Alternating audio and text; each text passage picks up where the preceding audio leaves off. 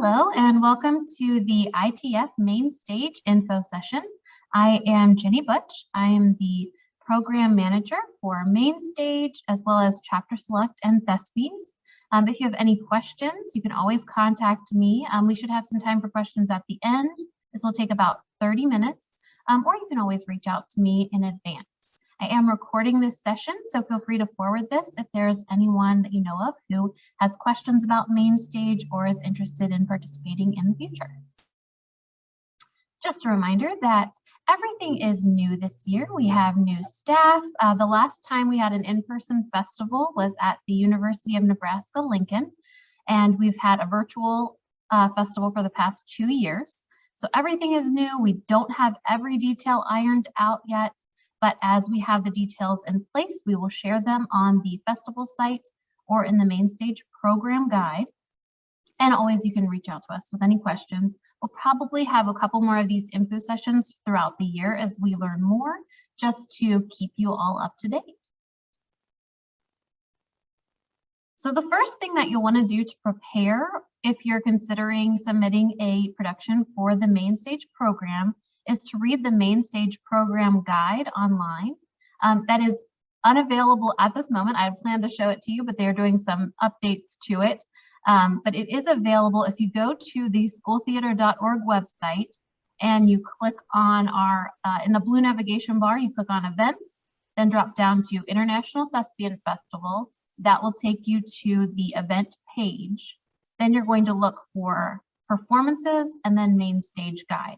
And this link will work. We'll have this posted for you to easily access later, but they're just doing some updates right now. And this guide has all of the updated information about every aspect of the program. I wanted this presentation to be more about the details that aren't included in this guide. So I'm not going to just spend your time reading through that. I think you can handle that on your own. And also, if you're completely new to the International Thespian Festival and you've never been before, or it's been a while, I'd encourage you to just check out the entire festival website. Again, we'll update that throughout the year with details as they become available, but there's lots of information there for you to learn more about the event.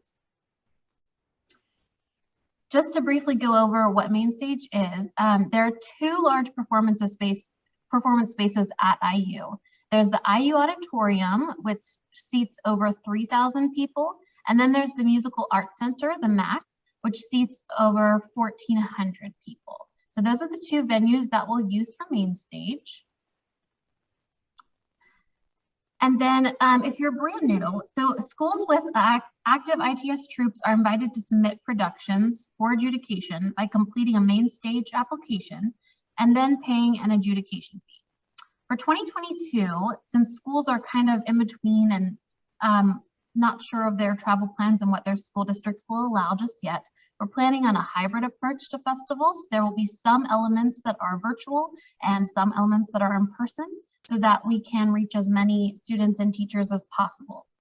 So we're looking for productions that are traditional in-person performances as well as hybrid video enhanced productions. So those would be pre-recorded to accommodate any kind of virtual production experience. We have our team of experienced and trained adjudicators review the productions, and then they make recommendations for the Main Stage lineup to the EDTA staff. If you're selected for Main Stage, you'll bring your entire production, the cast, crew, to Indiana University Bloomington to perform for the entire ITF delegation. This is about several thousand people. It's a very positive, exciting experience. This is actually one of my favorite parts of festival because the audience is made up of theater teachers and theater students. So, you know, they laugh when they're supposed to laugh, they cry when they're supposed to cry, and there's always this huge round of applause at the end that always, it's really inspirational. So it's a very exciting performance opportunity for you and your students. So what's new this year, something that we've never done before, is we're offering a feedback only option. And this is great for schools that are new to Main Stage or wanted to know more about it, or maybe you aren't permitted to travel yet. If you want to know kind of where your productions fall in the Main Stage realm, you can apply to be just adjudicated and not be considered for travel to the festival.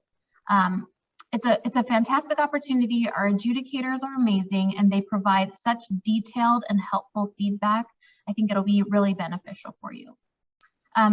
In the past, we have asked that schools who have participated in main stage recently not apply, or if they are submitting a title that we may have held at theater in the years past, maybe that wouldn't be eligible. But since we've been virtual the past 2 years and everything is brand new, we didn't want to put any of those barriers in place. So if you have had a main stage in the recent past, or if you are considering putting on a production that we've had in the past 2 or 3 years virtually or in person at Lincoln, Nebraska, there's no rules around that. You can go ahead and submit your application. One of the things that is new this year as well is that we're requiring all productions to be submitted virtually.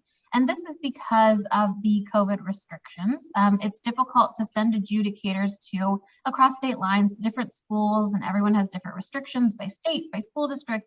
So this just made it a little easier for us. This is one of the ways that we're submitting the production virtually is there are a couple rules in place that your recording must be of a single continuous performance. So you can't take the best parts of your Friday performance, your Saturday performance, and Sunday performance and piece those into one amazing production. You just have to stick with that one continuous production, go with your best shot. You can record every single night and choose the best one, but you can't piece them together. There can't be any post-production editing for enhancement purposes or to add special effects. So keep that in mind. We want to view your production as close to in person as possible. If you are doing an in-person production, of course, with a strictly virtual production, there can be some of those elements in there. When you have your recording ready, you're going to upload it to a file sharing platform such as Vimeo, Google Drive, Dropbox. You can also use YouTube, but we haven't had a fantastic history with it in the past. These three here tend to work the best. Make sure that your permissions are set to anyone with the link can view. And I would test that too, either by sending it to a friend or maybe opening an incognito browser window, just to make sure that the adjudicators are able to access your performance. If your publisher requires that your recording be password protected, that's fine too. You just have to make sure that we have the password. You can either submit that as part of your application or email it to me, and I'll make sure that the adjudicators have that information and are able to access your production. When you submit your application, that is due by November 1st, by the way, which may be well before your performance. You're going to leave the space for your production link blank for the time being, and then submit your application fully. When you have your link ready, you can log back into Open Water and add that link to your application. And if you have any trouble with this process at all, you can always reach out to me. I'm happy to add that link to your application for you. Next, I wanted to get into a little more information about the adjudication process. As I mentioned, we'll not be sending adjudicators into schools due to COVID-19 restrictions, but the good news is that this substantially reduces the adjudication costs. In the past, it's been, I think, $1,000 or $2,000 to send adjudicators to schools to cover their travel fees and hotel and all of that. But this year, it is only $249, which makes it a little more accessible for people. And the adjudication will take place virtually. So applicants will need to provide a recording of their production, as I explained earlier. The important thing to know about this is that you will need to obtain permission from your publisher in order to record the production. So make sure they know. If they have any questions about how it will be used or who will have access or the platform on which it will be accessed, you're welcome to put them in contact with me.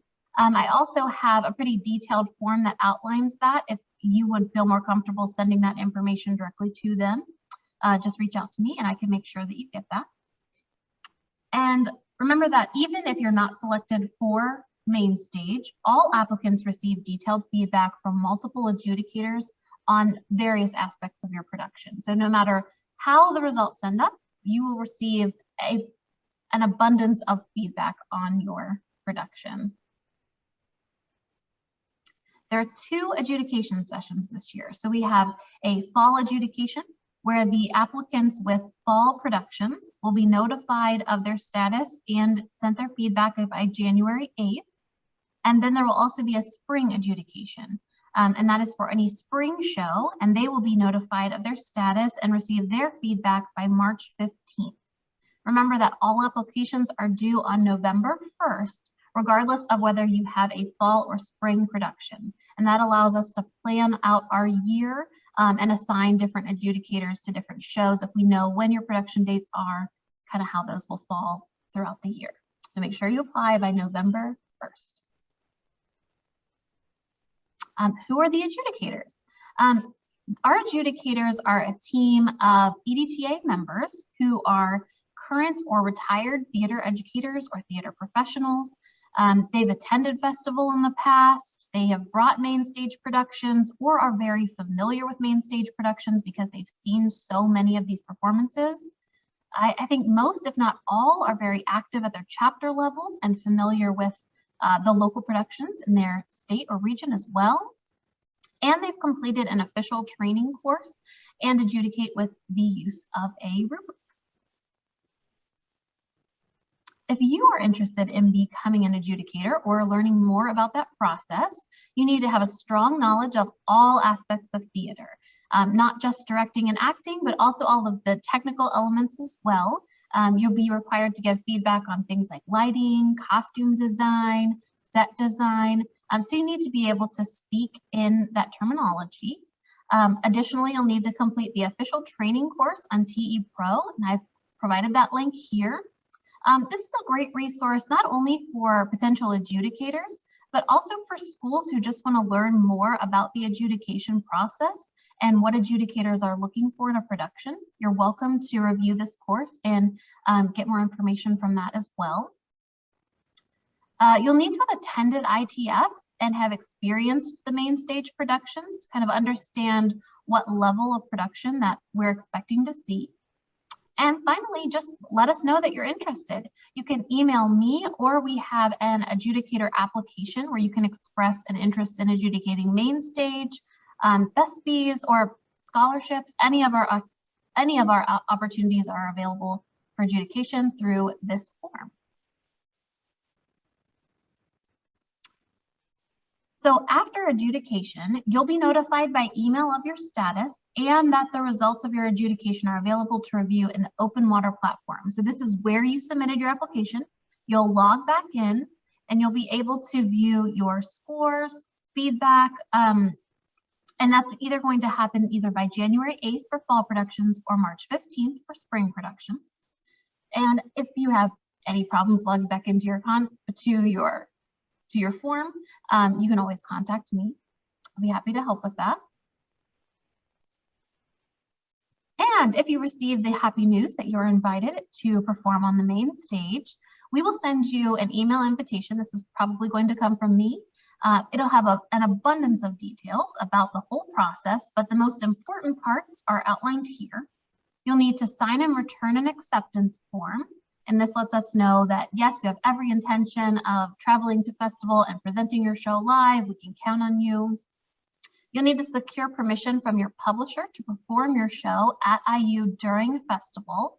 And you'll need to submit the proof of those rights to EDTA. You'll need to register for ITF by May 11th, and that includes your cast, your crew, chaperones. All of that will need to be complete by May 11th. You'll need to begin making travel arrangements if you haven't already, as well as production transportation plans. How are you going to get those set pieces, those costume pieces to IU? Another important note here is that when you're planning, you should note that the director must be on campus by 9 a.m. on June 20th. There's going to be a very important production meeting at that time, and all directors will need to attend. One question that I've heard frequently is about transporting productions, and I have never transported a show myself, so I reached out to past participants to get an idea of how they made this happen. So these are kind of just a collection of their recommendations. So there's a variety of rental truck services. They've checked with U-Haul, Penske, Ryder, some checked with local shipping companies and worked out some kind of agreement with them. Others relied on contacts or references from their community. It could be your theater parent volunteers, maybe fellow staff members, or just putting a message out on Facebook if you need help. I know one of the more difficult parts to find is if you rent a truck like a U-Haul, you also need someone who feels comfortable driving it. So keep that in mind. One applicant also noted that they take a charter bus every year to festival, and they noted that there was typically a small amount of storage under charter buses. So if there were things that maybe were a little smaller and you didn't feel comfortable putting on a truck or shipping, that's another option, is planning on that storage space underneath a charter bus. But I would also recommend just contacting multiple companies and sources to make sure that you get the best price.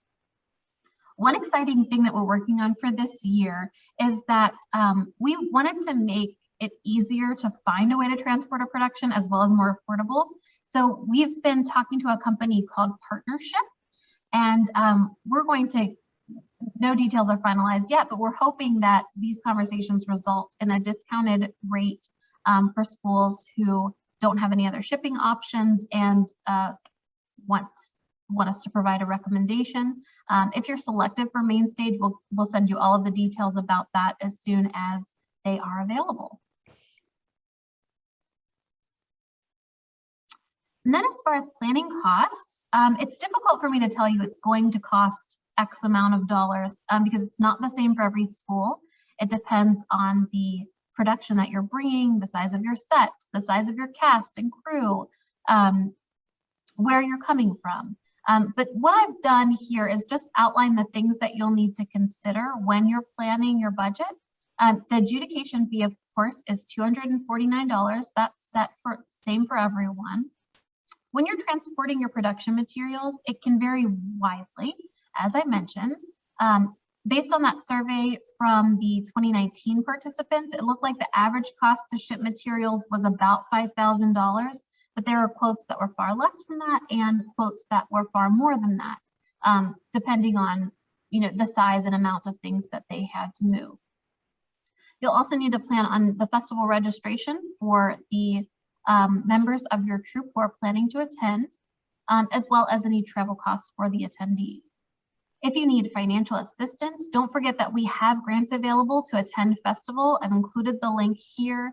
That's definitely worth exploring. I would encourage you to apply if that's something that you would find helpful. I've also, of course, been getting a lot of questions about COVID-19 and how we're going to handle that at festival. And the thing to remember here is that because we're doing it at Indiana University, we don't have a lot of say in what those policies are. We're kind of at the mercy of IU. We're going with their recommendations and guidelines. So here are what the current guidelines are. And keep in mind that these guidelines are established through December 31st. They are working on a new guide to cover all events up to June 30th. So this will be published we'll probably know more maybe in January and be able to update the COVID guidance. But for now, physical distancing and barriers are no longer required. Capacity has returned to normal. But the two important things to note are that all students, faculty, and staff, all visitors, all attendees at ITF will need to be vaccinated. Very important notes. Also, if for some reason they are exempt from vaccination requirement, they must wear a mask at all times. In the performance venues, masks are required for all audience members and anyone not on stage. Performers without mics should be masked, and all performers must mask when not on stage. So if they're performing, they need to be masked right before they walk on stage and as soon as they exit. All technical crew members, since they're not performing on stage, would need to be masked. So that's something to consider. And of course, masks can be removed when you are consuming food or beverage. Just a reminder that the deadline to apply for main stage is November 1st. Don't forget that. And it's regardless of whether you have a fall or spring show, just get that application in and you can submit your production recording to us at a later date. And your production recordings are due within 2 weeks of the final performance or by March 1st, whichever comes first. If you are having a show that is very close to the March 1st deadline, and you want to contact us to see about the possibility of extension, you're of course welcome to.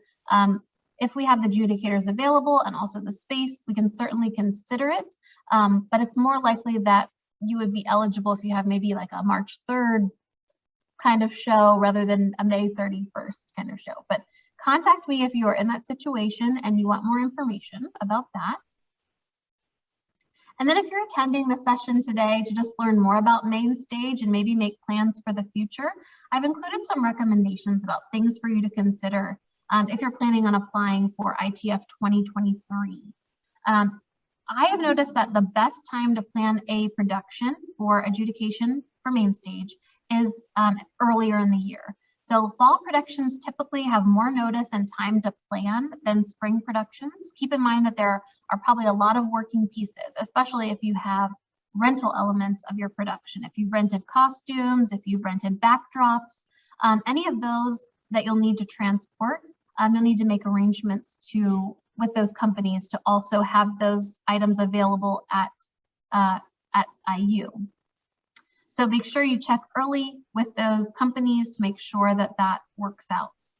And I've included the festival dates here for 2023 in case that's helpful, June 19th through 23rd. And when you cast your production, it's a good idea to alert students and parents to the fact that you are applying for a main stage production. And if you are selected, that this would be moved forward to festival and that it could require travel, just so keep their calendar open and to make them aware of what's going on as early as possible. Also, you'll want to think about the technical elements in advance of your production. When you're building them, build them to travel. Make it easy to take them apart and put back together.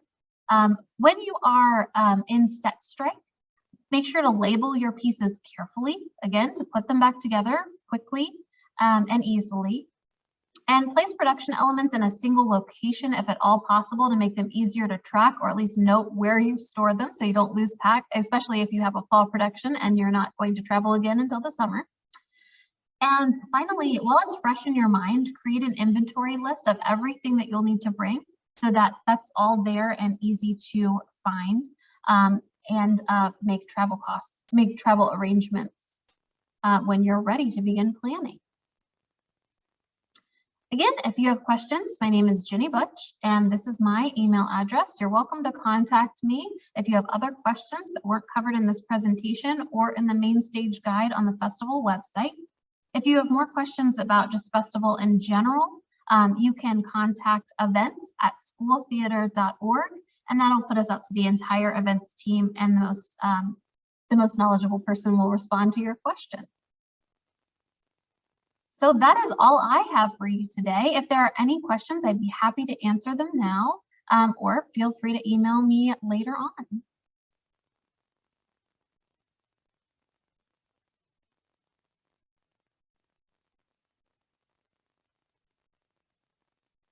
Okay, well, it looks like there aren't any questions today. So I will stop this recording and we'll post it to the festival site as soon as I can get that up for you. Right. Thank you everyone for attending today. I hope you learned something. Thanks.